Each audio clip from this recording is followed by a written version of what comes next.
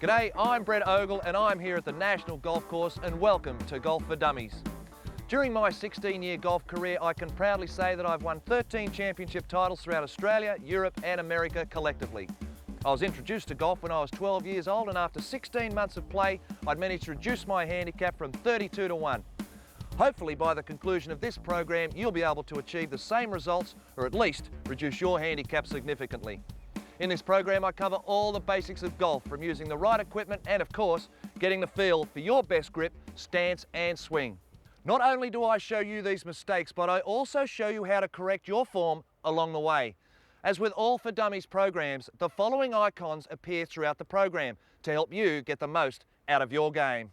The jargon alert gives you a plain English explanation of important golf terminology. The tip icon highlights helpful hints about the game, and the remember icon keeps you on track and focused. Wear comfortable clothing that will not restrict your swing. Clubs. Keep some clubs by your side to practice with. Move furniture. Rearrange your furniture to avoid breakages. Now if you're ready, let's get started. Whilst there are some theories that golf may have originated in Holland in the late 13th century, it's generally accepted that Scotland is the home and birthplace of golf. The name golf may have derived from the old Scots verb to goaf, meaning to strike hard. The earliest known detail in the subject of golf is a decree written in 1457 from Scotland's King James II, who demanded that football and golf were forbidden. The king was concerned that his citizens were so involved in leisurely pursuits that they were neglecting the royal and vital sport of archery, which would protect him from his enemies. It took until 1502, in the reign of King James IV, and a treaty of perpetual peace with England's King Henry VII, before the Scots were allowed to spare the time on such pursuits. Thankfully, these days, banning golf isn't high on many government agendas. One of the true beauties of the game is that golf, or some form thereof, driving range, mini golf, can be played by people of all levels of ability and ages. Tiger Woods began when he was 2, while Sir Donald Bradman played into his 90s. When it comes to choosing your equipment, in basic terms, all you need to play golf are some clubs and some balls. Now, many golfers prefer to wear a glove on their non-dominant hand so the club doesn't slip, and some courses require that you wear certain attire and golf shoes. In terms of simply playing golf, clubs and balls are the bare essentials. Steel shafts, graphite shafts, which are a lot more expensive but lighter to use, big-headed golf clubs, cavity back golf clubs. These are just a few of the clubs that you can choose from. So how do you know which clubs work best for you? Simply by trying them out. This area is called the shaft of the golf club. Now, when choosing your clubs, you need to consider your height, build and strength. Your local pro will assist you in choosing the right equipment. For example, if you're tall, just like me, you probably need longer and stiffer shafts. Now, if you hear a loud swish noise when you swing your club and your shaft bends like a David Beckham goal, you need a stiff shaft. If your swing makes no noise at all, you need a regular shaft, and anyone in between needs a medium to stiff shaft. Loft typically refers to the flight of the ball, or the angle of the club face in relation to the ground. In other words, the more angled a club face, the more loft or height you can achieve with your ball flight. Because of their angle, lofted clubs tend to make contact with the ball a lot easier for you to achieve. Now, the shorter the club, the more loft or elevation you will get. You also need to consider the size of the club head. Now, today you can get standard, mid-size and oversized clubs. I recommend that you get the bigger club heads for the early days of golfing, as they are much more forgiving. Now, from my experience, start off by using a putter and a few short irons. After all, in the early stages of your golfing career, learning how to make decent contact with a ball is definitely more important than being able to hit the ball a country mile. Distance should be the least of your concerns at this stage of the game. You must choose the irons that are best suited to your swing. Forged or muscle back clubs are good for players who hit the ball on the club face precisely. Cavity back club, which is a hollowed out at the back of the iron, are for those who hit the ball all over the club face. All golfers, young or old, male or female, professional or amateur, need to use equipment appropriate for their body types and physical conditions. Being in the experimental stage of your career, it's a waste of time and money to make an investment in clubs prior to knowing what feels comfortable and what is right for your game. Elements to consider when buying your clubs include: how do your hands feel around the club? Grips that are too thin encourage too much hand action. Conversely, Grips that are too thick restrict your hands too much. The length and stiffness of the shaft. Now obviously taller players need longer shafts. Ideal shaft flex depends upon the amount of club head speed you generate in your swing. The faster the swing, the stiffer the shaft needs to be. While steel shafts are the cheapest and probably easiest to control in terms of direction, you may prefer the lighter feel of graphite. Of all the elements involved in buying your clubs, choosing the size of the club head is probably the most important. Many clubs come in standard, mid-size and oversize. Oversized club heads should be the preferred option for the beginner. As a beginner, the style of the iron that should be used most is the cavity-backed iron. It's the only way to go. Just take my word for it. However, as you become more advanced, you'll definitely want to consider some more options, like blades for instance. For the seriously good golfer, trying to decide what kind of golf ball to use during a game of golf can be a matter of life-changing decisions. However, at the beginner's level, it makes little difference. Whilst I would definitely advise away from hitting a ballada or any other soft-core golf ball, which are firstly more expensive and secondly much less durable, your ball is not the most crucial element of beginning in golf. Anybody who tells you otherwise is putting the cart before the horse. Tees are important for the novice golfer. Be sure to buy a packet of tees before playing golf for the first time. The game is hard enough as it is. Don't make it any harder than it needs to be by playing without a tee. Whilst golf doesn't appear to be the most physically taxing of sports, as with any other sport, perhaps other than darts, it's critical to stretch and warm up prior to playing. Many muscles, particularly those around your back, are utilised in the golf swing. A regular stretching regimen will help to keep your swing smooth and help to prevent pulled muscles. Warming up even before hitting range balls is fundamental to good golf. Just 5 to 10 minutes of stretching can help to avoid pulled muscles or even more serious injury. Why should you warm up? Doing so works to decrease your risk of injury, increase your heartbeat, loosen your muscles, improve your overall flexibility, stimulate your nervous system, improve your blood supply. A thorough stretching and warm-up routine also enhances your performance by stimulating your muscle memory, improving your swing mechanics, aiding your balance coordination and consistency, reducing tension and promoting an inner calm. The following stretches will assist you in warming up before a game. Now, with your arm straight out in front of you and your palm facing up, gently pull your fingers down towards your side with your other hand. Don't let your shoulder rise up to do this. You should feel a comfortable stretch on the inside of your forearm. Hold for 10 seconds and then relax and repeat. Now turn your hand over so your palm is face down. Make a fist and slowly pull your wrist down with your other hand. Don't let your shoulder rise up as you do this either. You should feel a stretch on the top of your wrist and on the outside of your forearm. Now, bend one arm over your shoulder and bend your other arm behind your back. Hold a towel or a golf club between your hands and behind your back. Slowly pull the club up with your top hand until you feel a stretch in the shoulder of your lower arm. Keep the bottom arm relaxed, hold this stretch for 10 seconds and then pull the club down with the bottom hand until you feel a stretch in the shoulder of your upper arm. Change hand positions and repeat. Lay your left hand on top of your right shoulder and gently pull your left elbow across your body towards your right shoulder. You should feel a stretch across the back of your left shoulder. Change sides and repeat. Whilst holding a golf club, keep both feet still, twist gently at your hips, pelvis and spine.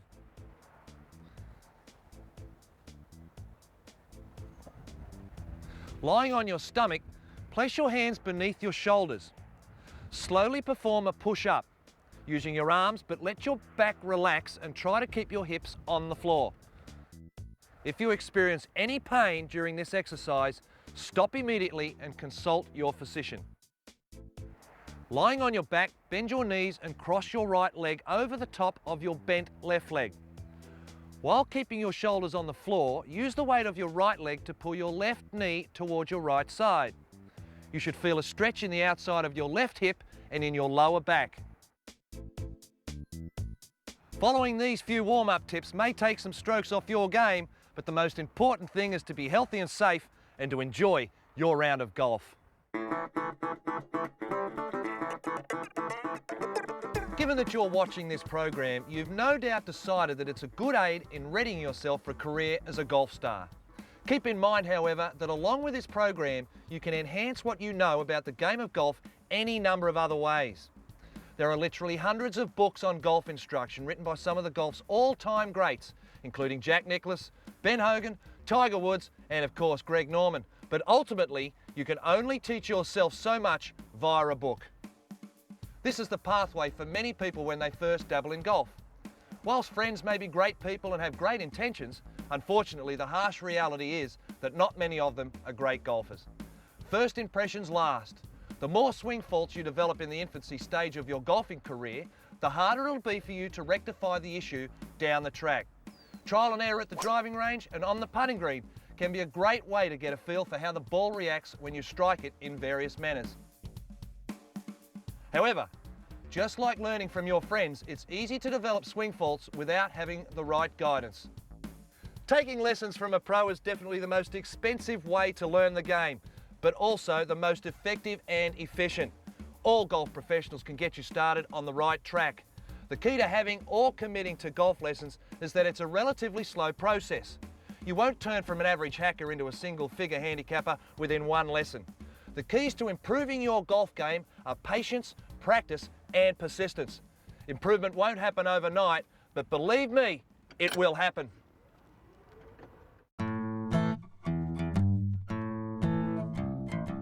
Whilst the art of literally gripping the golf club has little or no appeal, it may be the single most important thing you do in a round of golf. If you don't hold the golf club in the correct manner, chances are the rest of your game won't be any good. Without having a solid grip, the rest of your golf swing will collapse. Your grip has a couple of key checkpoints. First is the relationship between your left thumb and your left index finger when placed on the shaft, assuming that you're a right-hander, of course. A gap of about 2 centimetres between your thumb and index finger is pretty good. To get that gap, you have to extend your thumb a little down the shaft. If extending your thumb proves too uncomfortable, pull your thumb in towards your hand. 2 centimetres is only a guide, so you do have some leeway. Check to see that the club shaft runs across the base of your last 3 fingers and through the middle of your index finger. Your placement is important. If you grip the club too much in your palm, you hinder the ability to hinge your wrist and use your hands effectively in the swing. More of a finger grip makes cocking your wrist on the backswing, hitting the ball and then recocking your wrist on the follow-through much easier to do. Just be sure that the V form between your thumb and forefinger points towards your right ear. At this point, you have your left hand on the club. You then place your right hand on the club in one of 2 commonly accepted ways. The Varden grip is certainly the most popular grip among better players. Varden was the first to replace the little finger of his right hand over the gap between the index and next finger of the left as a prelude to completing his grip. Varden was also the first to put his left thumb on the top of the shaft. Previously, everybody had their left thumbs wrapped around the grip as if they were holding a baseball bat. Try the Varden grip. Close your right hand over the front of the shaft so that the V formed between your thumb and forefinger points to your right ear. The fleshy pad of the base of your right thumb should fit snugly over your left thumb. You should get a feeling of togetherness, with your hands working as one single unit. This grip is very popular. Probably 90% of PGA Tour players use the Varden grip. Now, the interlocking grip is really a variation of the Varden grip. The difference is that your little finger of your left hand and the index finger of your right actually hook together. Everything else is the same. You might find this grip more comfortable if you have small hands. Jack Nicklaus, possibly the game's greatest ever, uses this grip for that reason. Tiger Woods, another pretty decent player you might say, he also uses the interlocking grip. In Tiger's case, although he has large hands, he learned the interlocking grip as a child, and to this day it remains the grip he's more comfortable with. Many of the top women players like Kari Webb use this grip too. Many golf tournaments are won by players who use the Varden grip. Similarly, many tournaments are won by players who use the interlocking grip. The key is to use the grip that's most comfortable and works best for you. A writer once asked golfing legend Slammin' Sammy Snead what was the most common flaw he's seen among the tens of thousands of amateurs he'd seen over his long career. He didn't hesitate for a second. It's the grip, no question, Sam said. Most folks, if they gripped a knife and fork as badly as they gripped a golf club, they'd starve to death. It's a funny thing, but you hardly ever see a bad player with a good grip or a good player with a bad grip.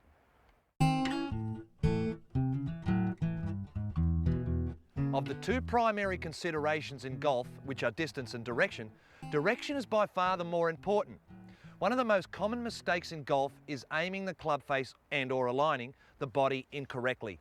Aiming and setting up to the ball without correct body alignment is complicated, since it involves the club face, your eyes, shoulders, hips, knees and feet.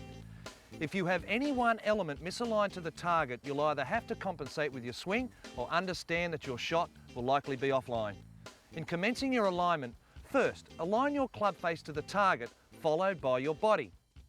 It's also crucial to understand that your club face must be aimed directly at the starting point, but your body must be aligned to a point parallel left of the target, for right-handed golfers of course. Or in the case of a fade slice or a draw hook, your body must be in line with where you want the shot to begin before it curves back to the ultimate target. A slice is when you move the ball sharply from left to right, but a fade is when you move the ball from left to right in a controlled manner. And a hook is when you move the ball sharply from right to left, but a draw is when you move the ball from right to left in a controlled manner. Here's an exercise that's helpful when you're trying to understand the fundamentals of proper aiming and alignment. If you're hitting a straight shot, place your club on the ground pointing towards your target. Stand with your feet, hips and shoulders parallel to the club. If you position both shoulders correctly, you'll find it almost anatomically impossible to misalign the trail shoulder, which is the right shoulder for right-handed golfers. When your shoulders are aligned properly, you'll find it much easier to align your hips, knees and feet as well. The position of your shoulders at address is also very important because your body instinctively tries to return to the address position at impact. Therefore, the swing path of both your arms and the club is determined to a large degree by the alignment of your shoulders. Keep in mind, when it comes to the role of your eyes in proper aim and alignment, that very often you may address the ball properly, but work out of position by lifting your head rather than rotating it to look at the target. When you lift your head, you have a tendency to rotate your trail shoulder, which in turn misaligns your shoulders. So, to ensure that you remain in a correct address position, rotate, don't lift your head to look at the target. Of all the elements that go into the proper aim and alignment, actually aiming the club face is probably the easiest, as long as you follow a routine. Aiming at a spot a half a metre away is much easier than aiming at a target 200 metres or more away. For that reason, the first step towards correctly aiming the club face is to develop a pre-shot routine that allows you to aim the club and then align your body to the target. Now, begin your shot by standing behind the ball and visualising the shot you want to play. Then use your eyes to track a line from the target back to your ball, picking out a spot on that line half a metre in front of your ball. Once you have visualised the shot and picked an intermediate target, approach the ball and set the club head down behind it, ensuring that you've aimed the club at the intermediate target. Only after you've done this should you take your stance and align your body to the target. For example, the great Lee Trevino. He plays from a relatively open address position in which he is aimed slightly to the left, whereas Arnold Palmer favoured a slightly closed position in which he was aimed slightly to the right. Why? Trevino prefers to fade the ball from left to right, while Palmer, well, he favours a draw, which is from right to left. It's important to note, however, that both men have enough talent to either fade or draw the ball at will. Poor alignment is the single most destructive area for players of all levels when it comes to taking the game from the practice range to the golf course. So as a beginner, getting your alignment right is extremely important. Don't put it on the back burner of your learning priorities. Hitting a golf ball is an athletic exercise that has many things in common with other sports. In golf, it's important to have a pre-shot routine that allows you to stay in motion, since doing so helps keep tension from creeping into your swing.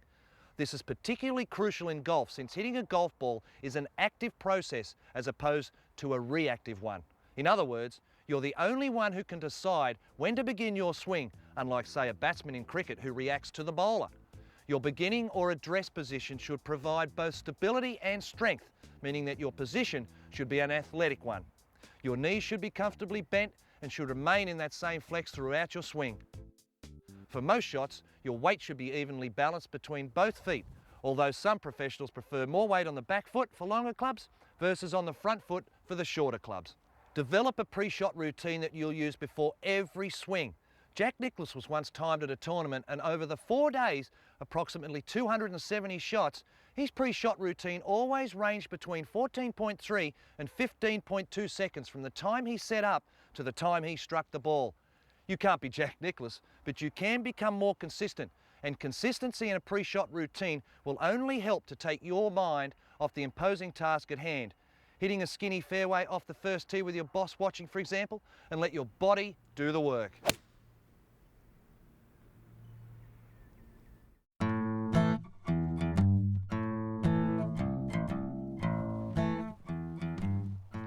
Now we get to what most people regard as the most glamorous part of the game, the full swing. But before we go any further, let me make one thing quite clear. There is no such thing as the perfect golf swing.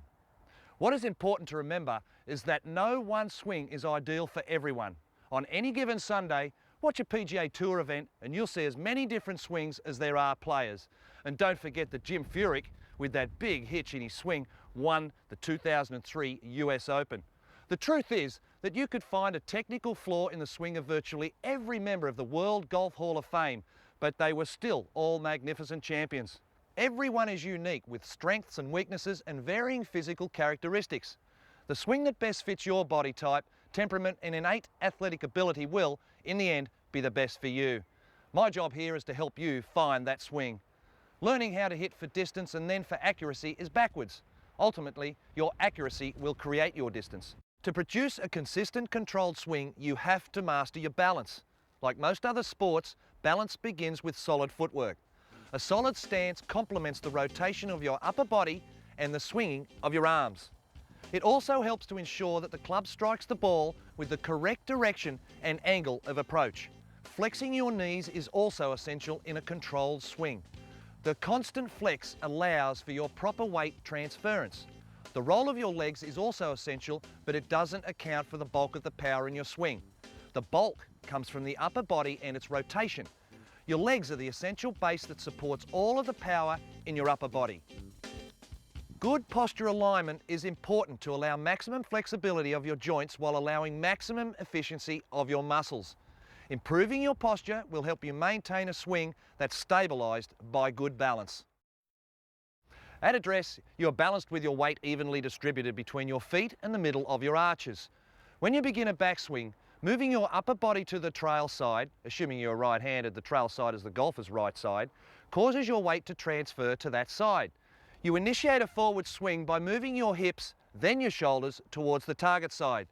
When you make contact with the ball, your swing should be close to your initial balanced address position or slightly to the target side of center.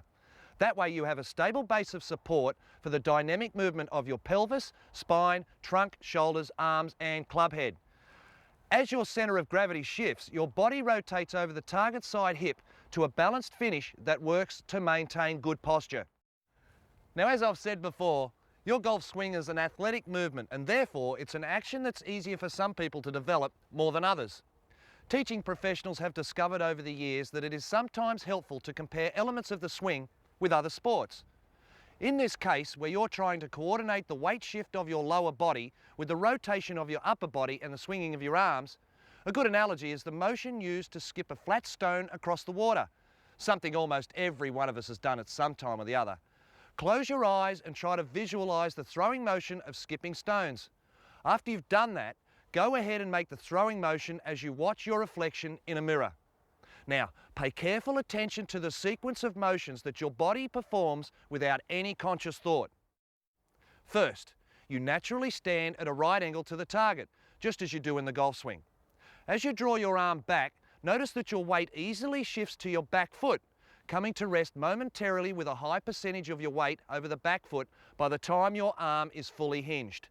At that point, your hips will slide forward and your throwing elbow will naturally tuck into the side of your body just above your hip. Your arm then automatically extends as it accelerates towards the target. Also notice at this point that your weight has almost fully shifted to the target foot and your hips and upper body have rotated to a point where your belt buckle is facing either the target or at a point past the target. It's this rotation that clears the way for your arm to pick up speed. Finally, after you release the stone, notice how your arm naturally extends towards the target before following the rotation of your upper body. The point of this exercise is that your arm picks up speed and passes your body before you ever release the stone. Now perform this exercise several times and then slowly lower your throwing hand until it's in the same position as it is in the address in the golf swing. Now simply repeat the throwing motion as if you were throwing to where the ball is sitting on the ground. With any luck at all, you'll discover not only the proper weight shift I've been talking about, but you'll also have established a very, very solid yet incredibly simple foundation to a good golf swing. The swing plane is an imaginary flat, thin surface that is used to describe the path and angle on which you swing the club. The plane has inclination or tilt, determined by the club shaft as well as direction inside, down the line or outside. The arc and path that the golf club draws around you from first motion to finish creates the plane of the golf swing for that particular shot. The goal of your swing is to return the club to the impact position at or close to the club's original lie angle. The impact position is the position you're in when your club face actually makes contact with the ball. The swing plane controls the path of the club head into the ball. A flatter swing tends to deliver the club head on a more pronounced path from inside the target line to the ball and therefore tends to promote a hooking or right to left ball flight. An upright swing, on the other hand, tends to deliver the club head to the ball more directly, straight down the target line. Now, as a general rule, a flatter swing tends to be more repeatable and therefore more consistent, simply because your arms and especially your right elbow tend to remain closer to your body on the backswing. Now, the golf swing has evolved over the years as players on average become taller and stronger, and more importantly, the equipment has changed as well. With the development of steel shafts in the 30s, the swing evolved into what became known as a one-piece takeaway, popularised by players such as Iron Byron Nelson and Slammin' Sammy Snead. Now, in order to get the wrist hinge position, place your hands on the grip as if they're in a holster. As your arms and upper body swing the club back, your wrist will hinge naturally as the club reaches a more vertical position in your swing. Correct hinging along with proper body tilt helps to ensure that your club is routed on a proper path during the downswing. To develop a better feel for when and how your wrist should hinge during the swing, I'll guide you through a series of steps. Now firstly, assume your address position. Hinge your wrist so the club moves at an angle in line with your trail arm. Elevate your arms until your hands are shoulder high. The club will be pointing over your trail shoulder and your arms will have made their backswing motion. Now practice this from the address position. This is the arm motion that you will blend with your body turn. After you elevate your arms, the hinging of your wrists will happen as your arms elevate and your trail elbow folds. When you hear people talk about releasing the club, they're referring to releasing the energy and the power they've stored up in the process of making a backswing. As your body slides laterally and rotates towards the target on the downswing, your wrists unhinge, your forearms rotate and your trail arm straightens as you move the club through the hitting area. Now when releasing the club, your body is simply mirroring the movements it made on the backswing as you reach your impact position. At impact, your body has more tilt to the trail side and your arms extend past the ball. To feel the proper release in the downswing, try this exercise. Now place a ball on the ground in front of you. Put a golf ball in your trail hand and get into your address position. Swing back to the top of your swing and as you go forward, throw the ball you're holding at the ball on the ground. Now when practicing, try and replicate this throwing motion and this should assist you with your downswing. Your golf swing is a series of movements designed to do just one thing. That's deliver the club head to the ball in a manner that gives you the distance and direction you desire with the most consistency. Now to do this, your movements must take place in an order that's both logical and repeatable. The timing of your golf swing is very different from the tempo of your swing, although people often mistakenly use the terms interchangeably. Timing is the pace and sequence of movement in your swing, whereas tempo is the rhythm and speed in which your timing occurs. And while the timing or sequence of your swing is generally agreed upon, the tempo is a matter of your individual preference, which is one reason that faster players detest slow play. They know it wreaks havoc on their games because it throws them off their rhythm. Although a good tempo is beneficial, timing is clearly more important. A good tempo can occasionally salvage a shot when a player's timing is out of sync, but only every so often. Eventually, the odds of poor timing will catch up with you. Now often a simple image is all it takes for a golfer to grasp what seems to be a complicated element of the golf swing. One such image is getting your hands and club into the slot at the top of the backswing, just as your body begins its lateral slide toward the target at the beginning of the downswing. Now to find the slot, start moving the club forward by tilting your torso towards the target. The target hip will withdraw just as the trail hip does in the backswing. Transfer your pressure onto your lead foot. This movement isn't a weight shift, only a transfer of pressure from your back foot to your front foot. Now start moving into the forward swing by bringing your arms down. Remember that at this early stage of the forward swing, your arms move down more than they move forward. At this point, only your target hip is active. The trail hip more or less stays back. It doesn't rotate yet, storing power for the time when it will rotate through the impact of your swing. Check to make sure that your trail side has more of a tilt than it did at address. This tilt happens early in the forward swing and is known as slotting the club. If you trace the path the club head travels in the course of a swing, you'll see that it is fundamentally circular, although the path does flatten by necessity as the club passes through the contact area with the ball. Therefore, the longer and wider you make the arc of your swing, the more power you can generate in your swing. To achieve the maximum controllable distance and power in your golf swing, you want to reach what's known as the maximum leverage point. That's the position where the butt end of the club is as far as it can be from the ball while still swinging in balance. The heart of the phrase, maximum leverage point, is crucial because power without control does more harm than good in your golf swing. Quite by accident, you will reach the maximum leverage point in your swing. The point generally occurs when you're trying to hit a layup shot. You swing more easily than you normally do, which certainly helps improve your chances of making solid contact, but since you're not striving for distance, you make a swing that, while long enough, isn't so long that you can't control it, which is often the case when you have a driver, fairway wood, or long iron in your hands. A layup is when you aim to hit the ball to a good position short of the green so that you can ultimately play an easier shot.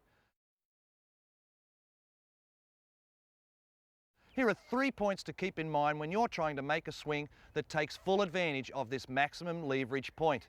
You must maintain the forward spine angle you establish at address throughout your swing.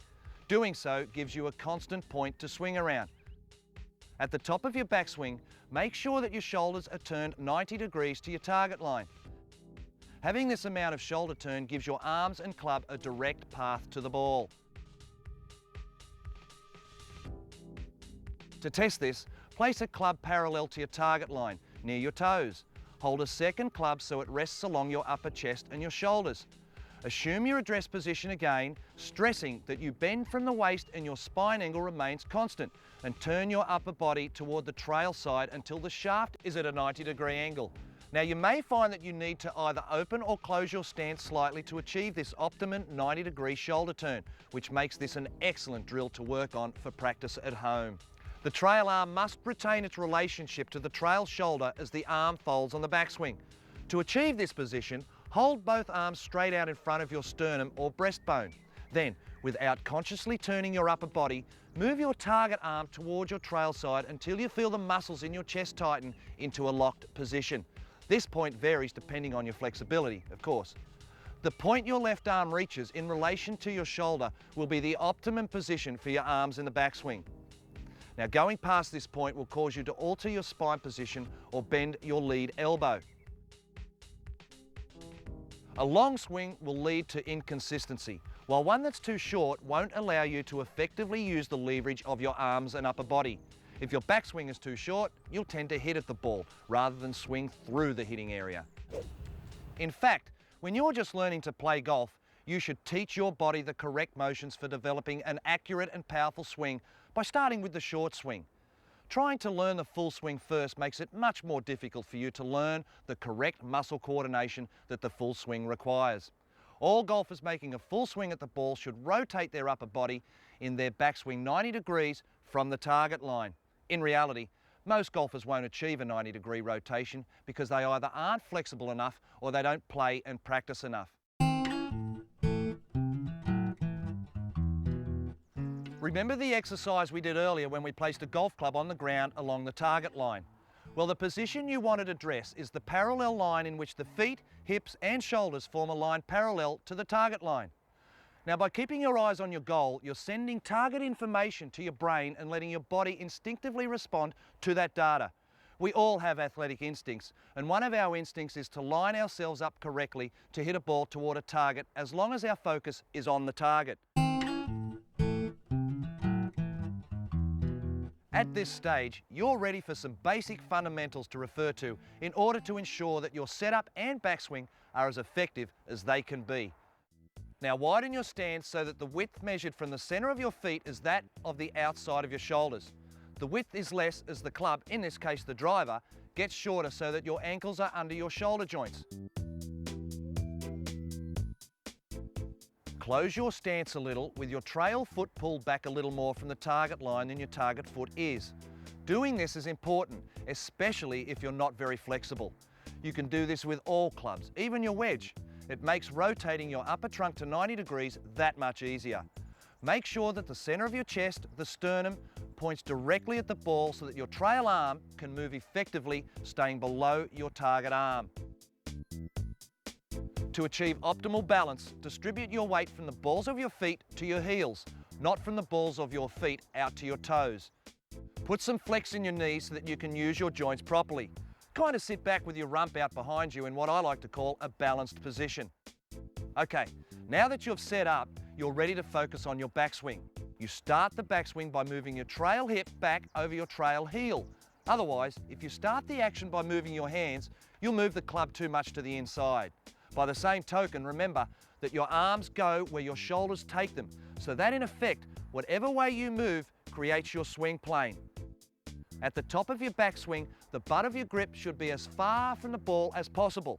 Your trail arm is below the target arm when the club starts back, then it folds and your wrists hinge.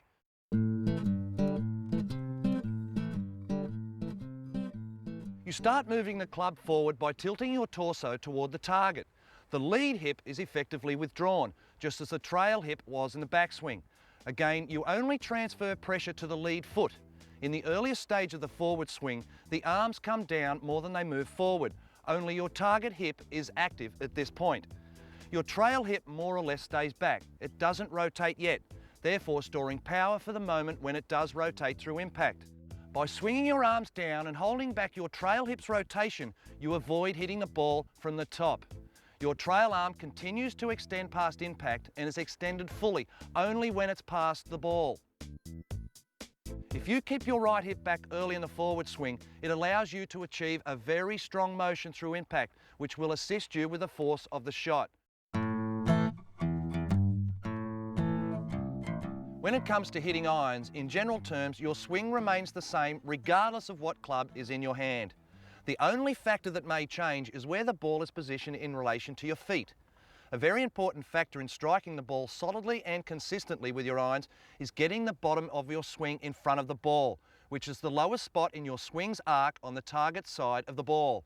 By doing this, you'll contact the ball and not the ground.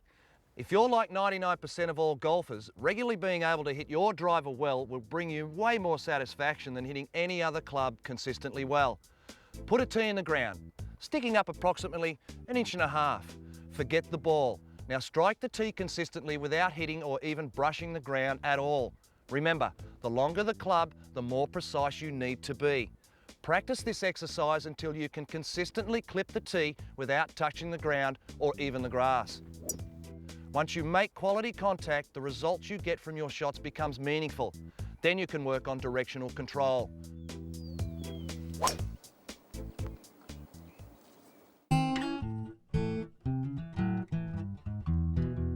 The short game. The most reliable shot is the chip and run. In fact, I would estimate that I would play at least 95% of my short game shots with a chip and run and the other 5% with putts from off the green. Or a pitch, which is a short high approach shot, and bunker shots, which are shots played out of the sand. Putt whenever feasible, meaning the ball will roll rather than bounce. And chip and run when you can't putt. Pitch only when you have no choice.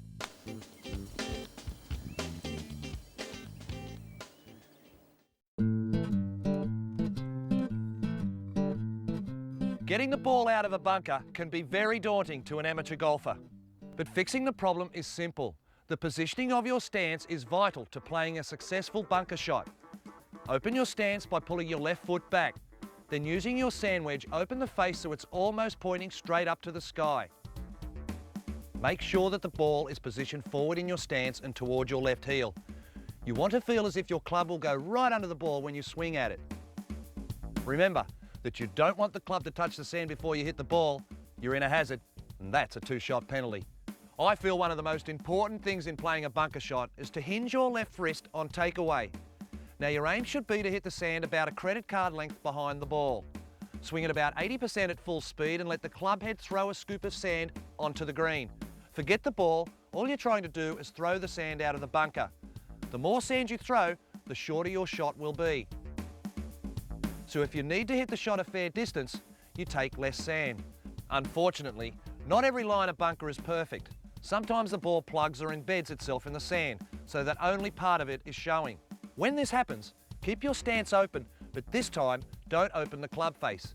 Instead, keep the club face a little hooded. In other words, align the club face to the left of your target.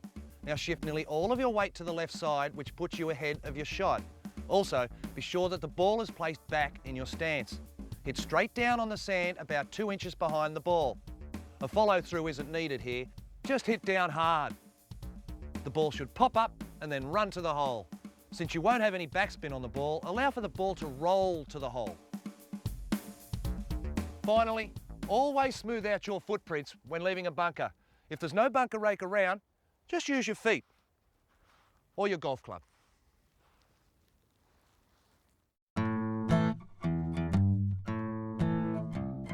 Jack Nicklaus, again considered by many to be the greatest golfer of all time, once said that nearly every professional golf tournament is won by the best putter that week. If you're going to play a round of golf in a regulation score of par, at least 50% of your strokes will be putts, as even a par 3 allows 2 putts as its regulation amount. Despite this, as a novice golfer, you're probably thinking that you should spend significantly less time on honing your putting skills and significantly more time on learning how to hit your driver and long irons. In my opinion, the opposite is true. In fact, you should be spending more time practicing with your putter in your hands than any other club.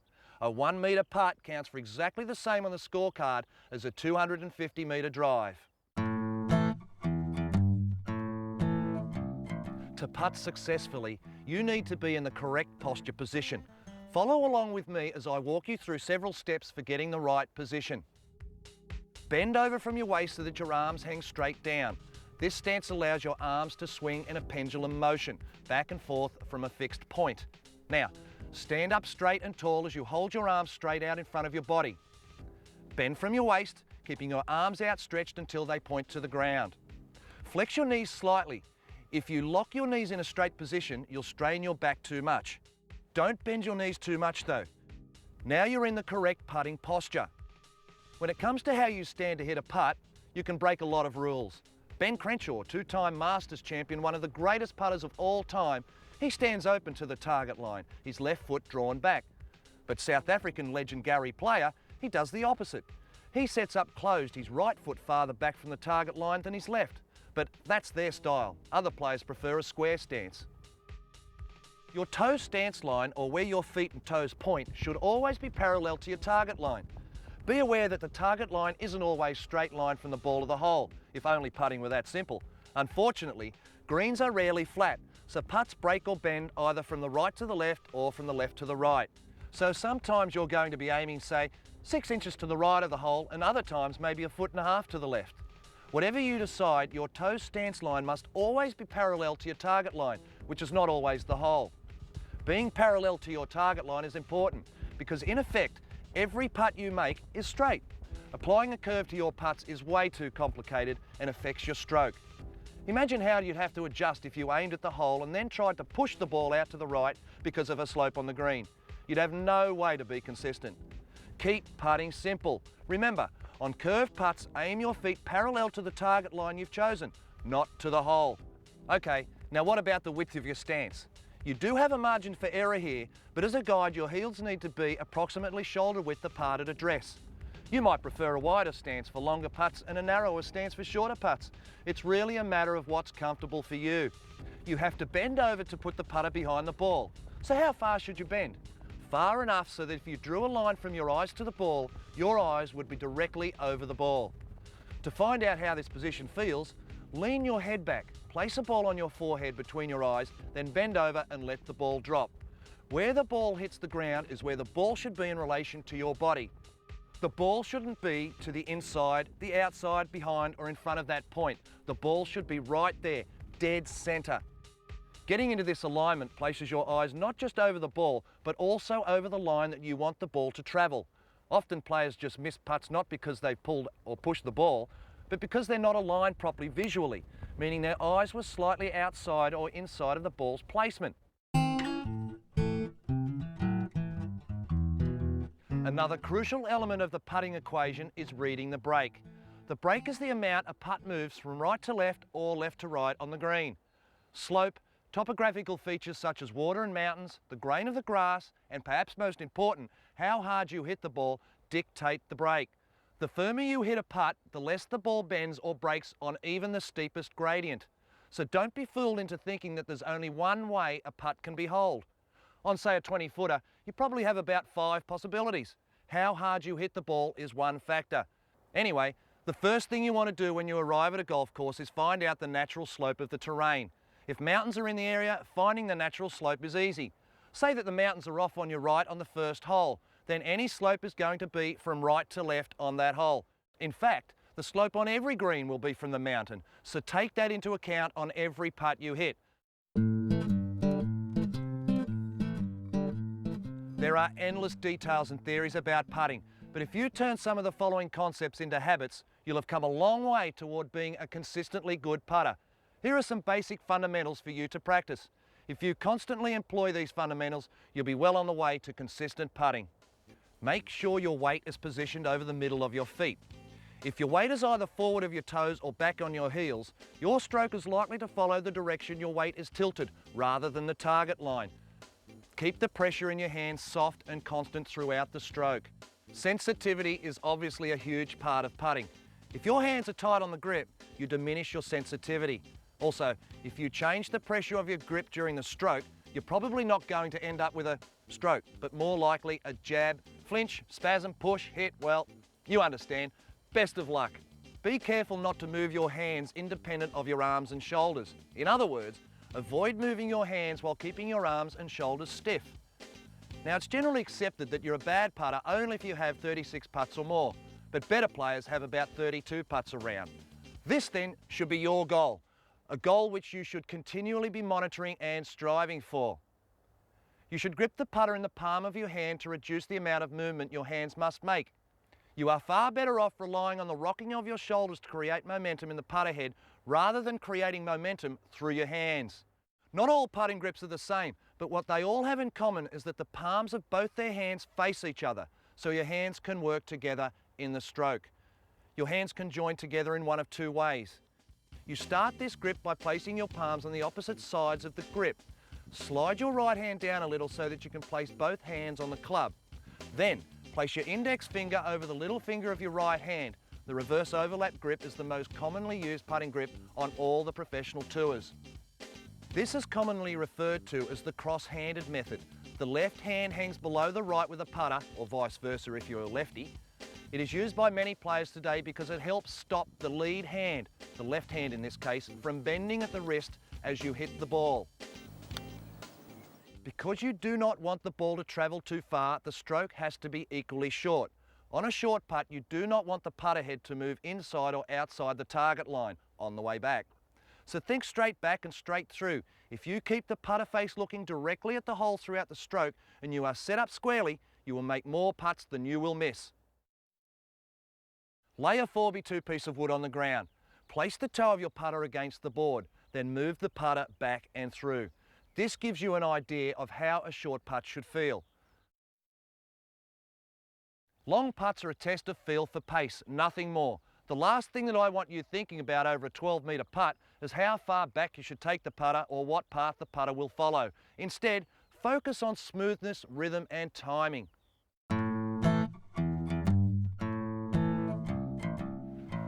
No doubt, all Australian golfers would love to tee it up at Royal Melbourne, New South Wales, Kingston Heath, or indeed here at the National. However, as a beginner, playing at a course more conducive to your ability is much more important than playing on famous golf courses. Australia has one of the highest public golf courses per capita rates in the world. However, there is no shortage of 9 or 18-hole public courses that can be played on for as little as it costs to go to the movies. Now, when you're ready to tackle a golf course for the first time, 9 holes a local course, ideally midweek when it's less busy or more relaxed, is the way to go. Check for golf courses in the yellow pages. The rules of golf were laid down by the Honourable Company of Edinburgh Golfers in Leith in approximately 1744. The famous Royal and Ancient Golf Club of St Andrews is the governing body that continues to set the rules and standards for the world's golfers to this day. Whilst it's natural for many social games of golf to incorporate a degree of flexibility when it comes to the rules, I highly recommend that you have a copy of the rules in your possession when you play on a course. Doing so can help you avoid any arguments along the way. Golf is a social game that follows a strict code of ethics and requires that you behave well in a social situation. Practicing good manners will make you more comfortable, regardless of how well you play.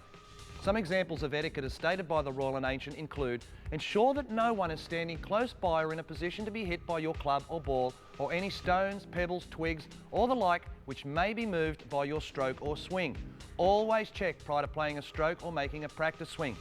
If you have the honour, meaning that you have won the previous hole, you're allowed to play before your opponent or fellow competitor tees up their ball.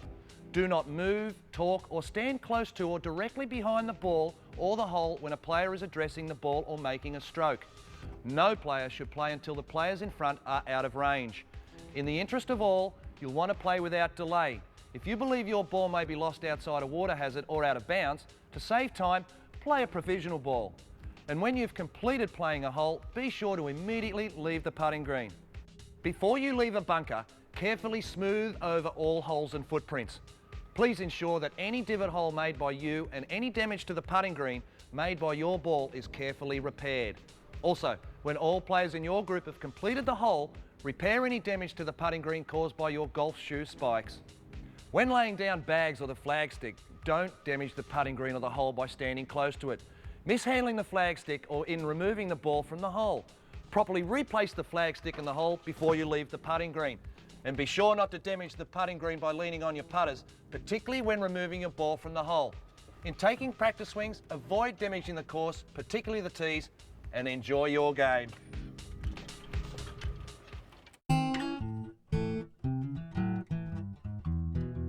Now, when you can hit the golf ball consistently and correctly, you're ready for the golf course. Human nature says, I want to go play golf straight away. Trust me, hit the practice fairway, the chipping green and the putting green. It will raise your game, then you're ready to play golf on the golf course. Have a great golfing day.